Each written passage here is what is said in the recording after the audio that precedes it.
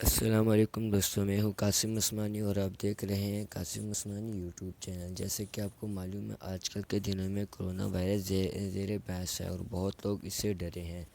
جیسے کہ آپ کو معلوم ہے، یہ وائرس ہوا اور کاربن ڈائی آکسائڈ میں موجود ہوتا ہے۔ اس وائرس کے بارے میں یہ بھی بتایا جاتا ہے کہ یہ کسی کو چھونے سے بھی ہو سکتا ہے۔ تو ماہرین اس کے بارے میں یہ بتاتے ہیں کہ آج کل کے دنوں میں نہ کسی کو چھوا جائے اور نہ ہی کسی کے سامنے کھانسی کی جائے۔ اور بعض ماہرین کا یہ بھی خیال ہے کہ یہ وائرس جانوروں میں بھی پایا جاتا ہے اور یہ کوئی نیا نہیں ہے، بلکہ اس کے پہلے سار کے نام سے جانا جاتا تھا۔ بعد میں اس میں مختلف تبدیلیاں رونما ہوئی اور اس کو پھر کرونا کا نام دیا گیا۔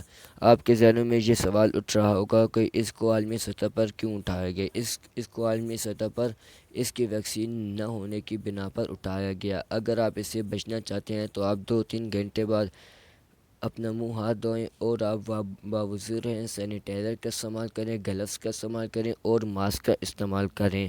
اور وقفے وقفے سے پانی پینے سے آپ کو یہ فائدہ ہوگا کہ اگر خدا نخواستہ آپ کو یہ بیماری آج جکڑ لیتی ہے تو پانی سے یہ اسٹمک میں چلے جائے گی۔